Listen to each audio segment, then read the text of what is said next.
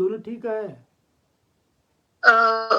Facebook में इसमें ठीक है बहन जी, व्हाट्सएप में, गूगल में। मनोहर भैया फेसबुक में बताइए। ठीक है, फेसबुक में ठीक है बोरे प्रधान जी।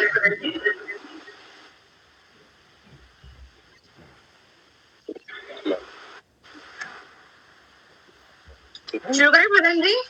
ठीक है जी। सर्वप्रथम महाकारुणिक तथागत सम्यक संबुद्ध परम पूज्य बोधिसत्व बाबा साहेब आम्बेडकर, परम पूज्य बोधिसत्व डेंग्यू दाइसी साइचो जी, इनको मेरा पंचांग प्रणाम। उपस्थित हमारे आचार्य जी को त्रिवार वंदन। उपस्थित समस्त उपासक उपासिकाओं को नमो बुद्धाय, जय भीम। जैसा कि आप सभी जानते ही हैं कि आज पूर्णिमा का शुभ अवसर है, साथ ही हमारा 68वां धम्म वर्ग ऑनलाइन प्रवचन भी आज शुरू है। हर धम्म वर्ग के पहले पूजाचार्य जी हमें एक विषय पर धम्म प्रवचन प्रदान करते हैं। धम्म प्रवचन प्रदान करने से पहले मैं पूजाचार्य जी से अनुरोध करती हूँ कि वे उपस्थित धम्म उपासक उपासिकाओं को त्रिशरण पंचशील प्रदान कर आज का यह प्रवचन माला शुरू करेंगे।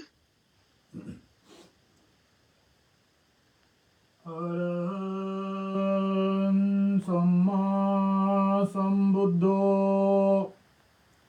अरहं सम्मा संबुद्धो बुद्धं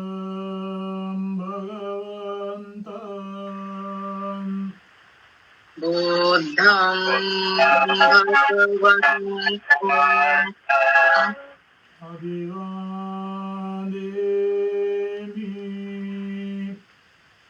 अभिवादेमि।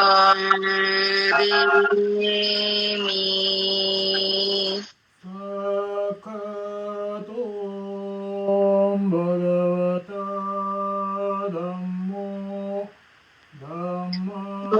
धम्मस्सामि।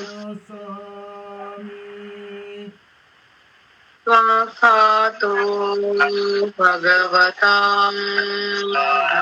धम्मो धम्मं नमस्सामि। सुपटिपन्नो भगवतो सावकसंगो सुपटिपन्नो भगवतो सावकसंगो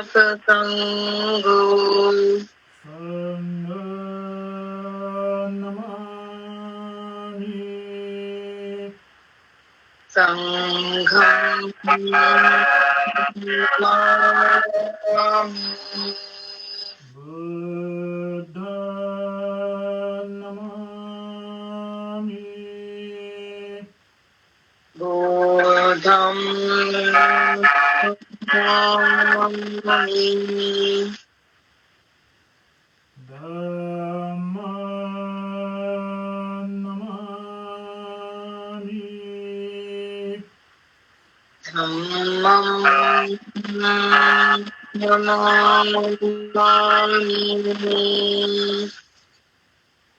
संघं नमामि। संघं नमामि।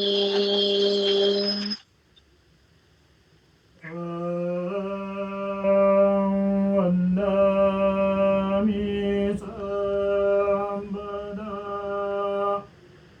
अहं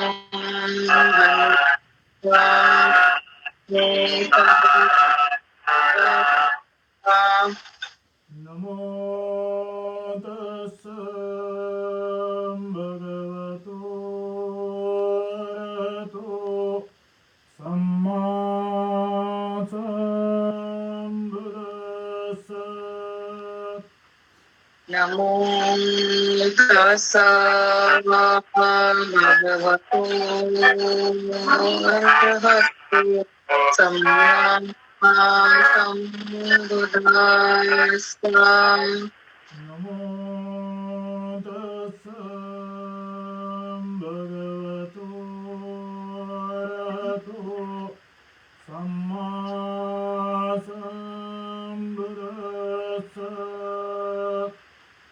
नमो तस्स भगवतो अरहतो सम्मा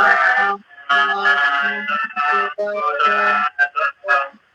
नमो तस्स भगवतो अरहतो सम्मा सम्बुद्दस्स।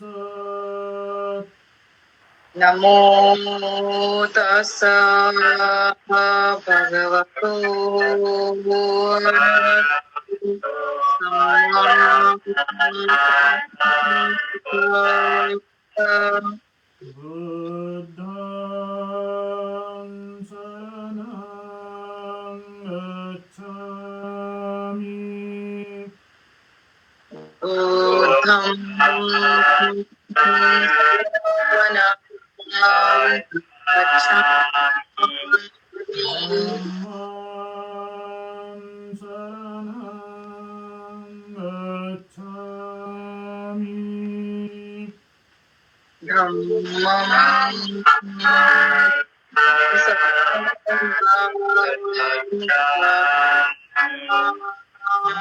गच्छामि। संघं शरणं गच्छामि।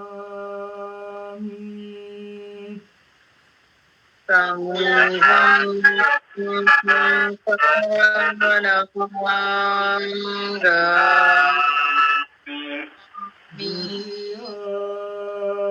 द्वितीयम्पि बुद्धं शरणं गच्छामि।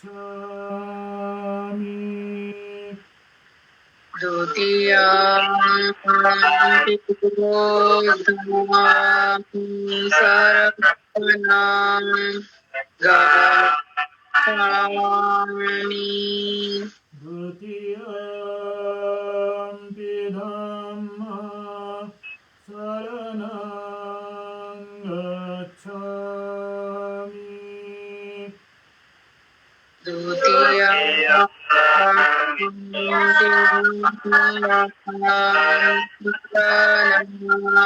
गच्छामि। द्वितीयम्पि संघं शरणं गच्छामि।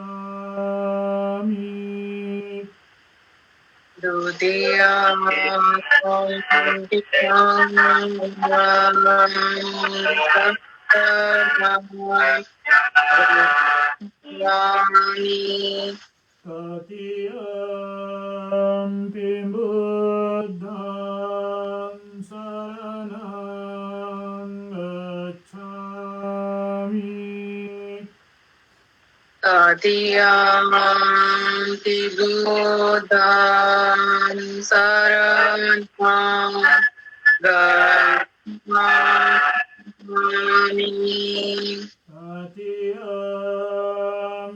धम्मं शरणं गच्छामि। तदीयान्ति धम्मं शरणं गच्छामि। तृतीयम्पि संघं शरणं गच्छामि। तदीयान्ति धम्मं शरणं गच्छामि। पाणातिपाता वीरमणि सिक्खापदं समादियामि।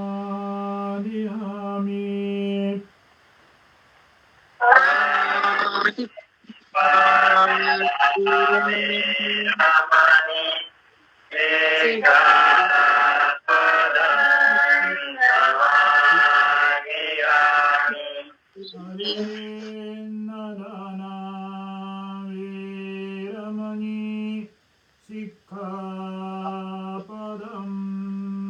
समादियामि।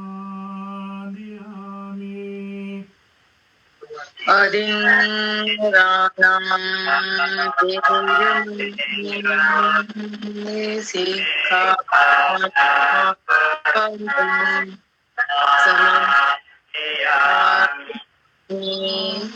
कामे सुमिच्छाचारा वीरमणि सिक्खापदं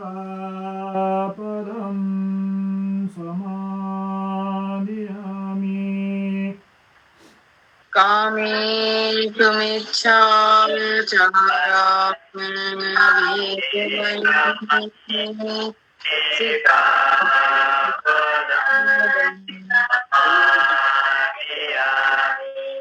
मुसावादा वीरमणि सिक्खापदं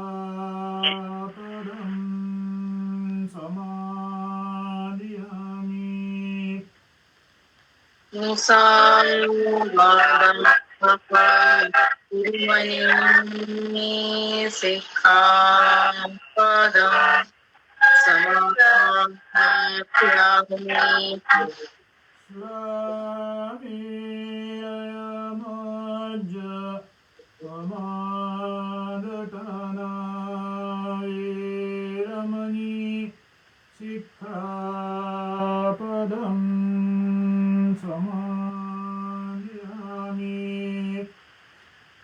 सूरं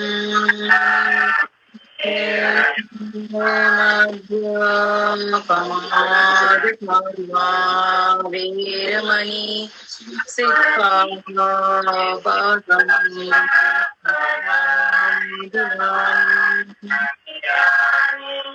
सब्बपापसकलनं सबपापकरणं कुशलसौपसम्पदा कुशलोपसम्पदां स्वचित्तपरियोदपनं सचेतपरियोदपनम्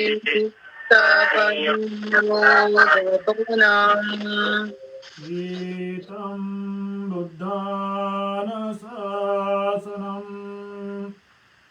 एतं बुद्धानुशासनम् साधु साधु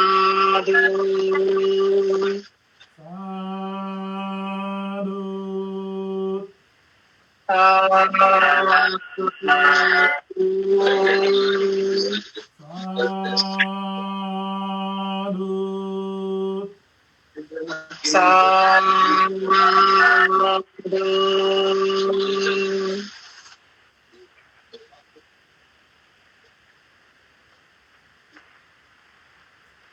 जैसा कि आप सभी जानते ही हैं कि आज का ये हमारा 68वां धम्म वर्ग है। हर धम्म वर्ग में पूज्याचार्य जी हमें एक विषय पर धम्म प्रवचन प्रदान करते हैं। आज के हमारे धम्म प्रवचन का विषय है वर्षावास उपोसत। मैं पूज्याचार्य जी से अनुरोध करती हूँ कि वे उपस्थित समस्त धम्म उपासक उपासिकाओं को आज इस विषय पर धम्म प्रवचन प्रदान करेंगे।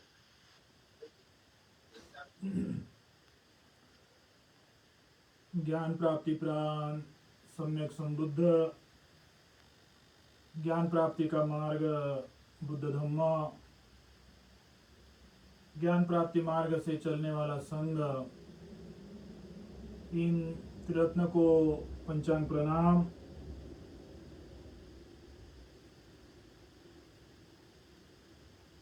आज अश्विन पूर्णिमा,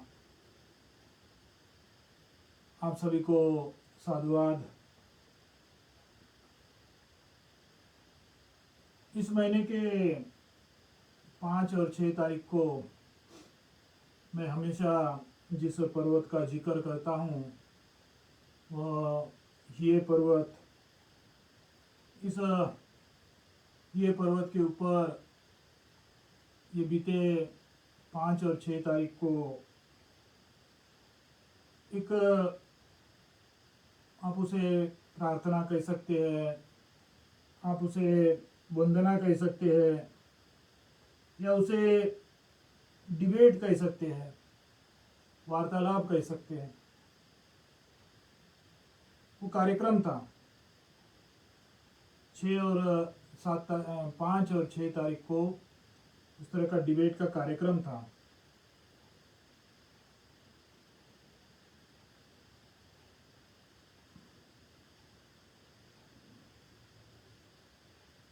ये पर्वत 4 बात से, एक उसमें मनोरंजन की भी बात है, लेकिन सदियों से ये पर्वत 4 बात से फेमस है। दुनिया जानती है कि इस पर्वत के ऊपर ये 4 बात है। डिबेट, वातावरण की नमी, कोल्ड और गरीबी, ये 4 बात इस ये पर्वत की प्रसिद्धि है। नमी मतलब वातावरण बहुत ठीक नहीं रहता है, ओलापन बहुत होता है।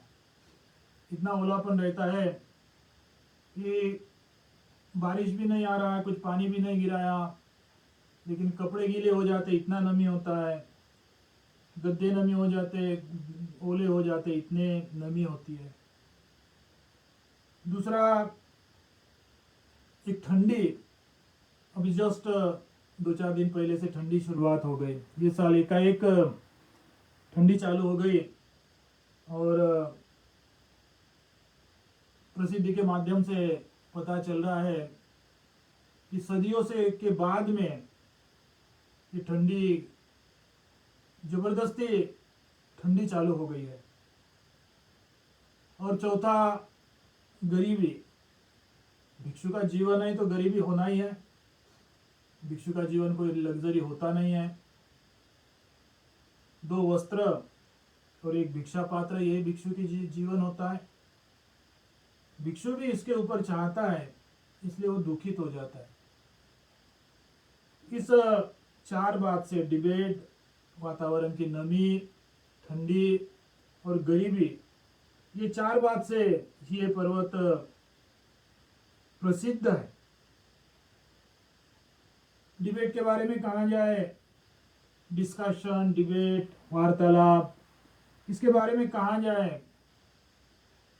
तो इस प्रथा को, स्पेशली ये पर्वत के बारे में, बुद्ध धम्म में तो तथागत सिद्धार्थ गौतम बुद्ध हयात में थे, उसी वक्त से बुद्ध धम्म में डिस्कशन, डिबेट, वार्तालाप, ये प्रथा है।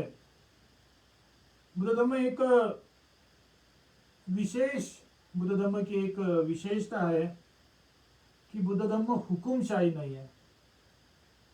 किसी का हुक्म सुनकर, किसी के हुक्म को स्वीकार कर बुद्ध धम्म नहीं होता है। बुद्ध धम्म को पढ़कर, धम्म के बारे में चर्चा कर धम्म के बारे में डिबेट कर उसको अपनाना, ये बुद्ध धम्म की विशेषता है। और इसी विशेषता को लेकर जब इस ये पर्वत की शुरुआत हुई 1200 वर्ष पहले, तब उसी इतिहास को तथागत ने दिए, उसी प्रथा, उसी इतिहास को रिपीट करते बोधिसत्व देंग्यो दाइशी साइचो जी ने भी इस पर्वत के ऊपर उस प्रथा को लागू किया। और आज भी 1200 वर्ष बीत गए, आज भी वह प्रथा जारी है। और ये प्रथा इतिहास में तो हो ही गया, वर्तमान में भी है। और जब तक ये पर्वत अस्तित्व में है, ये पर्वत के ऊपर या जापान में बुद्ध धम्म है, तब तक ये प्रथा, वार्तालाप, डिबेट की प्रथा समाप्त नहीं होगी। क्योंकि ये प्रथा जापानी बुद्ध धम्म का एक सभ्यता, एक कल्चर बना है। और जो सभ्यता कल्चर के तक पहुंच जाता है, उसको तोड़ मोड़ करना या उसको हटा देना, मिटा देना, ये बहुत मुश्किल होता है। लोग भी चाहते हैं कि इस तरह का वार्तालाप, डिबेट होना ही चाहिए, होते रहना चाहिए, तो कल्चर बनता है, सभ्यता बनती है। आज वही सभ्यता, वही कल्चर के माध्यम से जापान में बुद्ध धर्म अस्तित्व में है। और ये जो 5 और 6 तारीख को हुआ, ये एक विशेष रूप में हुआ। लेकिन इस तरह की वार्तालाप, डिबेट, धार्मिक वार्तालाप, धार्मिक डिबेट अक्सर इस पर्वत में होते ही रहती है। कभी यंग जनरेशन वाले करते हैं, तो कभी वयोवृद्ध भिक्षु इस डिबेट में भाग लेते हैं।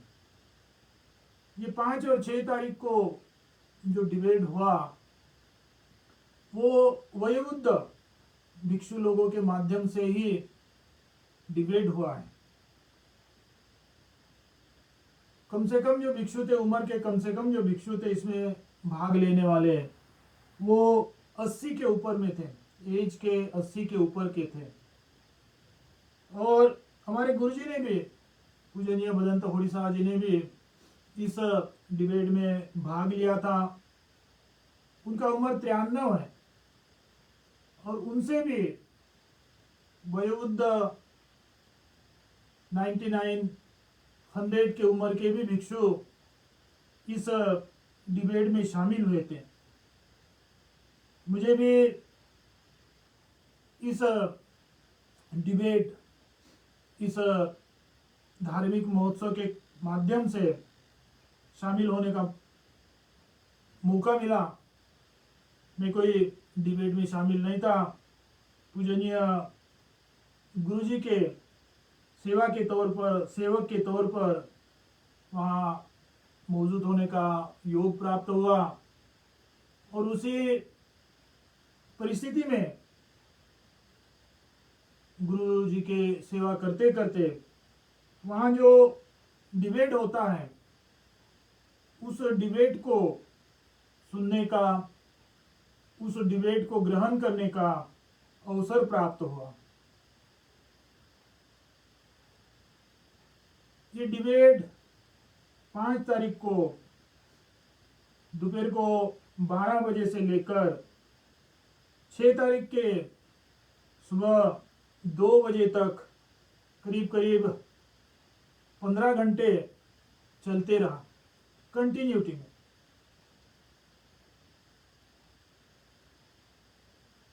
इसका कोई टाइम मायना नहीं रखता है, कभी 12 घंटे में भी हो जाता है तो कभी 20 घंटे लगते हैं। एक जो सद्धर्म पुंडरीक सूत्र का पुस्तक है, उस पुस्तक के माध्यम से उस पुस्तक को लेकर डिबेट होता है। और जब तक उस धम्म ग्रंथ का अंतिम तक डिबेट समाप्त नहीं होता है, तब तक 15 घंटे के 20 घंटे क्यों ना हो, और भी टाइम क्यों ना लगे, चलते ही रहता है। इस वक्त 15 घंटे में समाप्त हो गया, अगले बार पता नहीं कितना घंटे लगेंगे, दूसरे लोग आएंगे, वो कितने घंटे लगाते उनका मामला है। अभी भी मैंने कहा कि 2-4 दिन पहले से बहुत कड़क से ठंडी आ गई। 5 और 6 तारीख को भी काफी ठंडी थी। मध्य रात्रि का टेम्परेचर तो नागपुर के ठंडकाले में जो मिनिमाइज होता है, सबसे कम होता है, उससे भी कम टेम्परेचर था। इस अवस्था में वो फिर 15 घंटे लगे, 20 घंटे लगे, ठंडी क्या है, गर्मी क्या है, शरीर की हालत क्या है, उसका कोई परवाह नहीं करता। जो सद्धर्म पुंडरीक सूत्र का ग्रंथ है, उस ग्रंथ को लेकर एक कोई प्रश्न करता है तो दूसरा कोई उसका जवाब देता है। प्रश्न भी और जवाब भी वो नहीं कि प्रश्न करने वाला अपने मनोगत के माध्यम से प्रश्न कर रहा है, या फिर उत्तर देने वाले, उस प्रश्न का उत्तर देने वाले वो अपने मनोगत, अपने भावना को प्रकट कर रहे हैं। ऐसा कभी नहीं होता है। उन्होंने जो भी कुछ साल भर, 2 साल, जिंदगी भर जो धम्म के प्रति अध्ययन किया है, जो धम्म के प्रति ज्ञान प्राप्त किया है, उस अध्ययन, उस ज्ञान के माध्यम से ही डिबेट होता है। वहां कोई अपना मनोगत नहीं होता है, ना कोई वहां अपनी भावना होती है। शुद्ध प्योरता से जो धम्म के प्रति अध्ययन करते हैं, धम्म के प्रति पढ़ते हैं, उसी का ही डिबेट होता है, ना तो मनोगत, ना तो भावना, और ना इसमें कोई आयु का, एज का, या फिर वातावरण कोई मायना नहीं रखता है। और इस तरह की परिस्थिति में जिन्होंने, एक मेरे गुरुजी के बारे में कहा जाए तो उन्होंने 18 साल की उम्र में भिक्षु की दीक्षा ग्रहण की और आज 93 वर्ष के हैं। आप गणित कर सकते हैं, 18 से लेकर 93 तक जिन्होंने बुद्ध धम्म का अध्ययन किया, उनका ज्ञान कितना होगा, उनका गहराई, धम्म के प्रति गहराई कितनी होगी। इस तरह के लोग, जब इस तरह के परिपक्व लोग जो अध्ययन किए, जो साधना किए, इस तरह के लोग उस अपने ज्ञान को, धार्मिक अनुभव को लोगों के सामने पेश करते, बुद्ध धम्म का प्रचार प्रसार करते हैं, तो वो प्रचार प्रसार अनोखा होता है। वो प्रचार प्रसार एक मायना रखता है, और वह प्रचार प्रसार लोगों के मन में रुचता भी है, लोगों के जीवन में असर भी देता है, क्योंकि उनका जो अध्ययन होता है वो अध्ययन मार्फत ट्रांसलेट नहीं होता है। उनका अध्ययन जो होता है वो उनका अनुभव के साथ में जुड़ा रहता है। बुद्ध धम्म ये कागज के ऊपर पेन लेकर पढ़ना तो जरूरी है, लेकिन अनुभव ये बहुत बड़ी चीज होती है। अनुभव के बिना बुद्ध धम्म ये समझना या समझाना ये बहुत कठिन मामला है।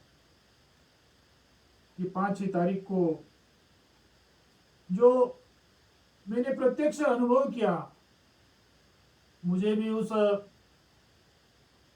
धार्मिक डिबेट में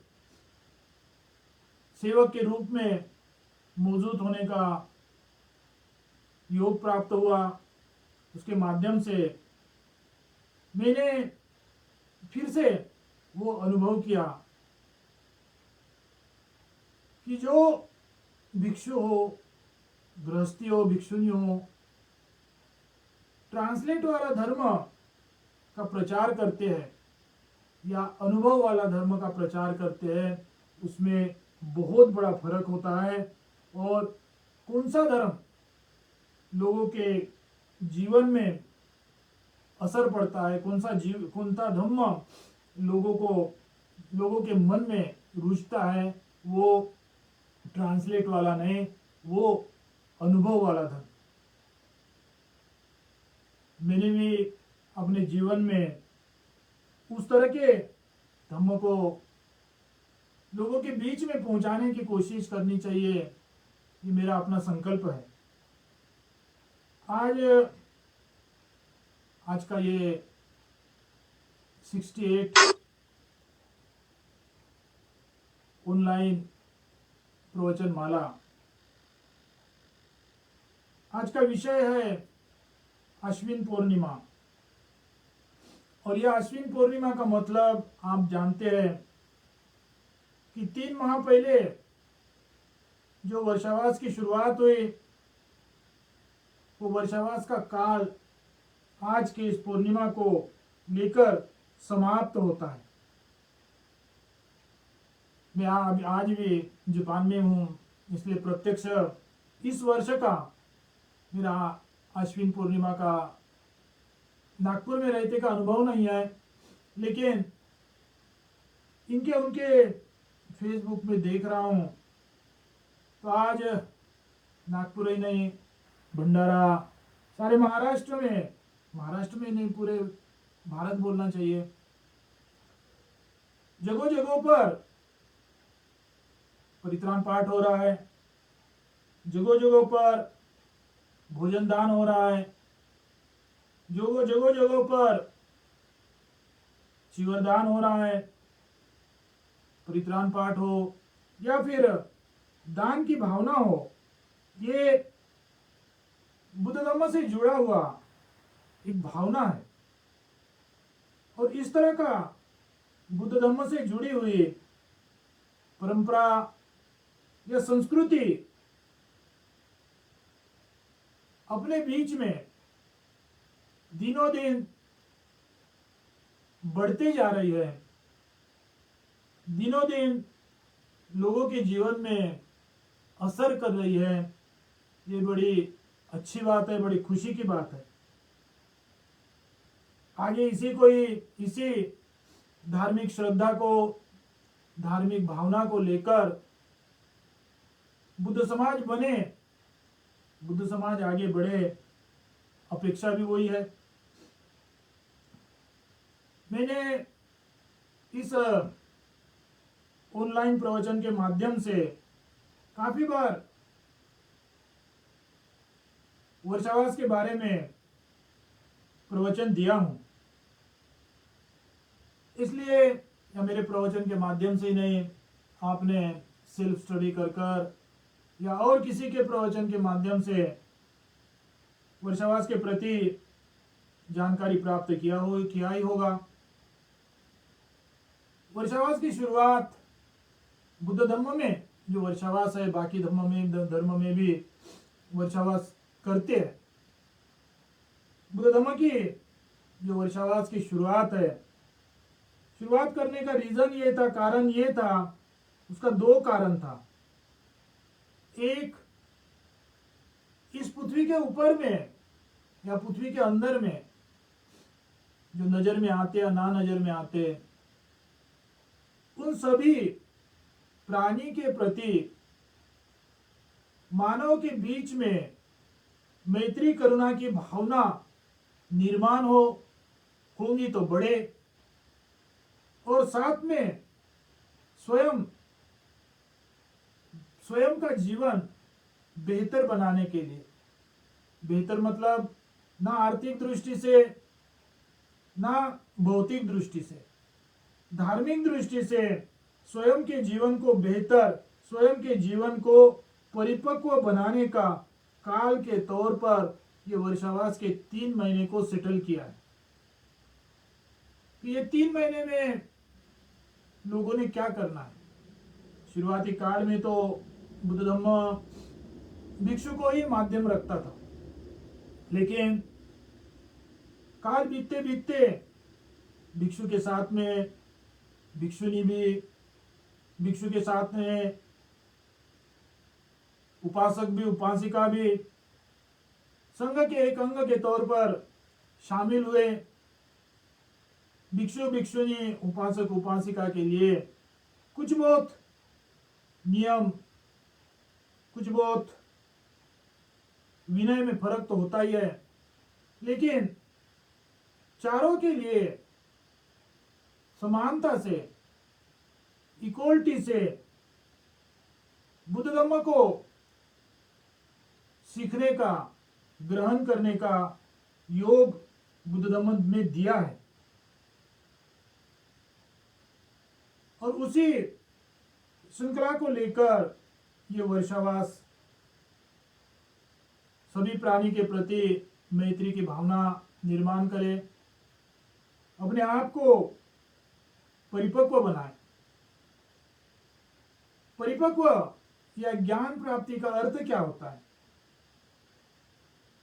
स्वयं को परिपक्व बनाना या ज्ञान को प्राप्त करने का बुद्ध धर्म में अर्थ बताया गया है कि बाहरी जो वातावरण होता है, बाहर में जो वातावरण होता है, उस वातावरण से प्रभावित ना हो ऐसे जीवन को बनाए। बाहर में हर वक्त पल पल में कभी खुशी का वातावरण निर्माण होता है, कभी दुख का वातावरण निर्माण होता है, कभी गम का वातावरण निर्माण होता है। और मानव का स्वभाव होता है कि वो एक एक पल में अपने आप को बदला देते हैं, अपने आप को कन्वर्ट कर लेते हैं। और वो कन्वर्ट बना, वो बदलावपना ना आए, बाहरी वातावरण से प्रभावित ना हो, इस तरह का जीवन निर्माण करना, ये बुद्ध धर्म का ज्ञान है, बुद्ध धर्म का परिपक्वता है। आपके बीच में दुख तो होता ही है, आपके बीच में गम भी होता है, आपके बीच में खुशी भी होती है। आपके बीच के खुशी के पीछे भी आप प्रभावित ना हो। आपको एक प्रश्न करता हूं, आज का नहीं, 1 साल पहले आज के दिन आपके जीवन को याद करो। खैर ठीक है, 1 साल तो बहुत हो गया, हफ्ता 10 दिन महीना भर पहले की याद करो कि आपके जीवन में कोणती खुशी आई थी, कोणता दुख आया था, कोणता गम आया था, कोणता राग आया था। अब आपके ही जीवन में, आप मेरे जीवन का मत सोचो, आप आपके ही जीवन का सोचो कि आपके जीवन में साल भर भी नहीं, हफ्ते 10 दिन पहले कोणती खुशी आई थी, कोणता दुख आया था, कोणता गम आया था, कोणता राग आया था। आप याद कर सकते हैं? शायद ही हम हफ्ता 10 दिन पहले क्यों ना हो, साल तो बहुत पहले हो गया, हफ्ता 10 दिन पहले जो हमारे जीवन में बीता हुआ गम, खुशी, राग, ये याद नहीं कर सकते, भूल गए। इसीलिए ये सभी, वो खुशी क्यों ना हो, वो दुख क्यों ना हो, वो राग क्यों ना हो, वो गम क्यों ना हो, ये सब अस्थाई माया है। आता है और जाता है, आता है जाता है। इसलिए आप हफ्ते भर पहले का आपके जीवन का ना तो खुशी याद कर सकते हैं, ना तो दुख याद कर सकते हैं, ना तो गम याद कर सकते हैं, ना तो राग याद कर सकते हैं, क्योंकि वो अस्थाई है, पल पल में बदलते रहता है। परंतु वो बदलने वाले परिस्थिति क्यों ना हो, उस बदलने वाले परिस्थिति, माया, आसक्ति को हम अपने आप को बांध देते हैं, उसमें हम आसक्ति निर्माण कर देते हैं। और वो बांधा हुआ आसक्ति, वो ही हमारे जीवन में दुख निर्माण करती है। खुशी आया तो आने दो, गया जाने दो, दुख आया आने दो, दुख गया जाने दो। ये पल पल भर का जो अस्थाई माया होता है, इसके पीछे हम ना भिड़े, इसके पीछे अपना जीवन बर्बाद ना करें, इसके पीछे हम अपने जीवन को नुकसान ना पहुंचाएं। अर्थात बाहर में जो घटने वाली घटना, बाहर में जो निर्माण होने वाला वातावरण है, उस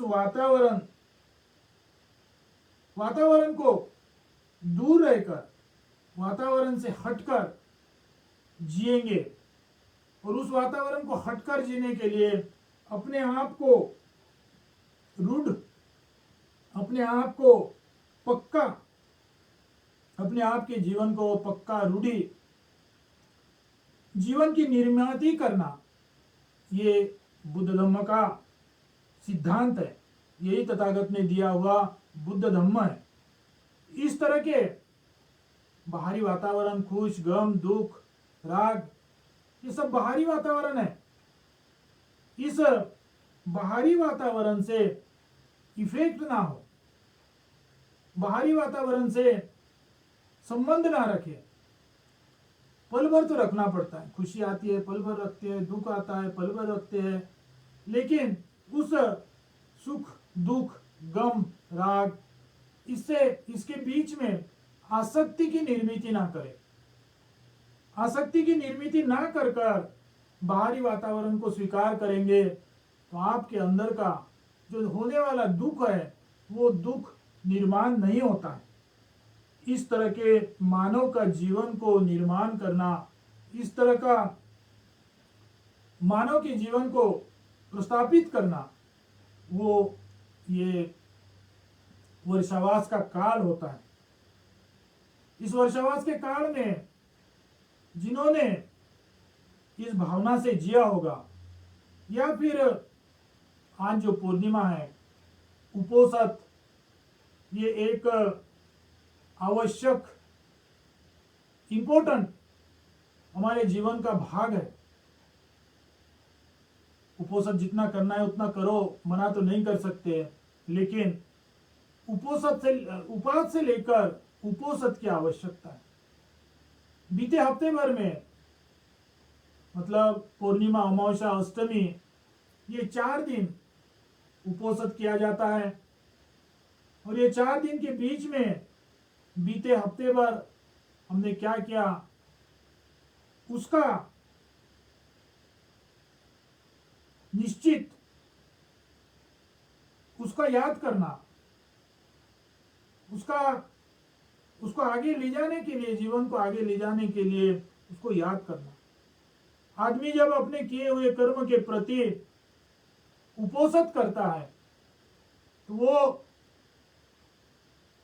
उसके जीवन को मंगलमय रास्ते पर ले जाता है। जो उपोषित करता है वो उपोषित ही उनके जीवन का मार्ग बनता है, उनके जीवन का स्तंभ बनता है। और जो उपोषित नहीं करता है, जो अपने जीवन का बीते हुए भाग को इतिहास को ख्याल नहीं करता है, वो आदमी अरे गहरे से जीता है। उसे पता नहीं चलता कि मुझे जाना किधर है और जा किधर रहा हूं। जो उपोषित करता है वो हफ्ते भर बीते हुए एक एक बात को याद करता है। धर्म ने जो मार्ग दिया है, उस धर्म के माध्यम से अपने जीवन का परख करता है। मैंने किस मार्ग से चला हूं, मैं किस मार्ग से जा रहा हूं। आज अश्विन पूर्णिमा, वर्षावास का अंतिम दिन है, लेकिन ये समारोह समाप्त हो रहा है। एक प्रोग्राम समाप्त हो रहा है, आपका जीवन नहीं। ये 3 महीने के बीच में हमने बार बार जो वर्षावास के प्रति, या उपोषित के प्रति, शील के प्रति, पंचशील, अष्टशील के प्रति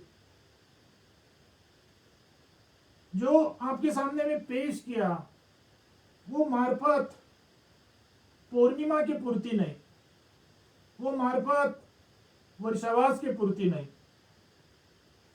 वो आपके जीवन में लागू होना चाहिए। वर्षावास का समारोह आप समाप्त हो रहा है, लेकिन आपका जीवन नहीं। ये वर्षावास के बीच में आपके अंदर में जो निर्माण हुआ श्रद्धा, जो निर्माण हुआ भावना, जो निर्माण हुआ मार्ग स्तंभ, उस मार्ग स्तंभ के माध्यम से ही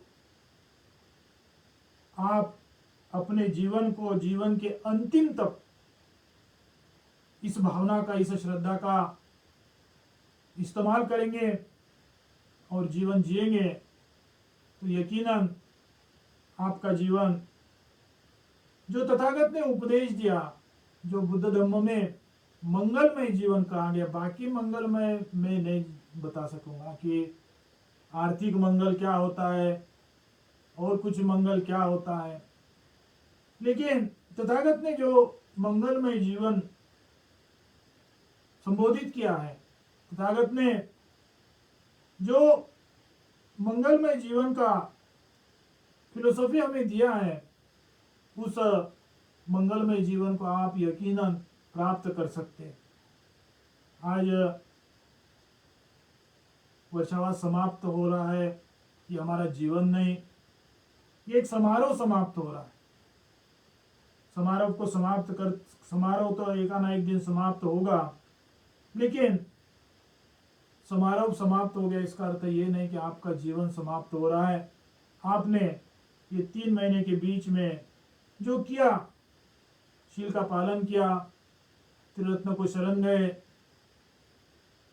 अष्टांगिक मार्ग का अध्ययन पालन किया, उसी को जीवन भर कंटिन्यू रखे, तो आप अपने जीवन को, अपने जीवन को ही नहीं, आपके इर्द गिर्द के आपको छोड़कर पराया जो प्राण है, उन सबका जीवन मंगलमय कर सकते हैं।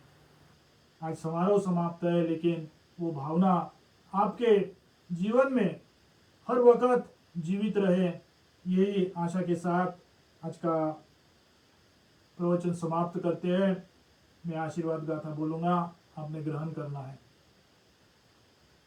नत्थि मे शरणं अय्यं, बुद्धो मे शरणं वरम्, एतेन सच्च वज्रेण होतु ते जयमङ्गलम्। नत्थि मे शरणं अय्यं, धम्मो मे शरणं वरम्, एतेन सच्च वज्रेण होतु ते जयमङ्गलम्। नत्थि मे शरणं अय्यं, सङ्घो मे शरणं वरम्, एतेन सच्च वज्रेण होतु ते जयमङ्गलम्। इमाय बुद्धपूजाय कथाय शुद्धचेतसा,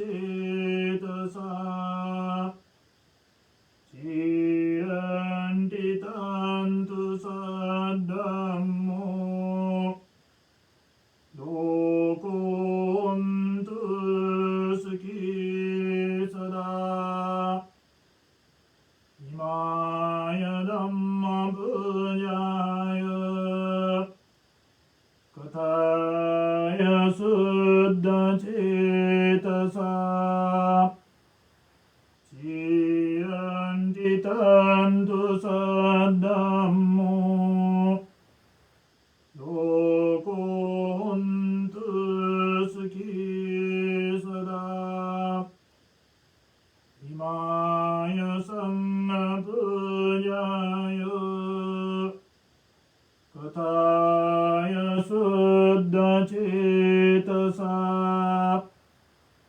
चिरन्तितन्तु सद्धम्मो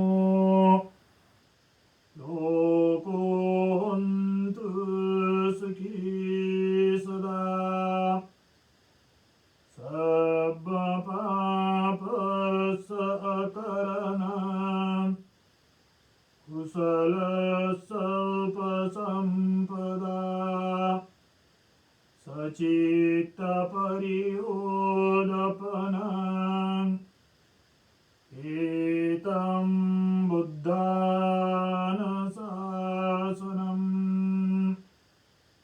साधु साधु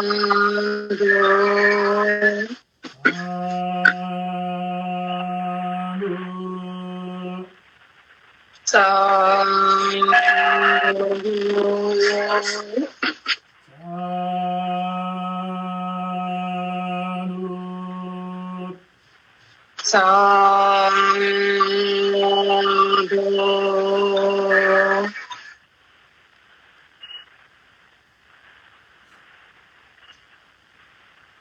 इसी प्रकार से आज का यह हमारा धम्म वर्ग यहीं समाप्त होता है। अगले हफ्ते फिर एक विषय पर हम पुनः उपस्थित होंगे। पूजाचार्य जी को त्रिवार वंदन। उपस्थित समस्त उपासक उपासिकाओं को नमो बुद्धाय। जय भीम।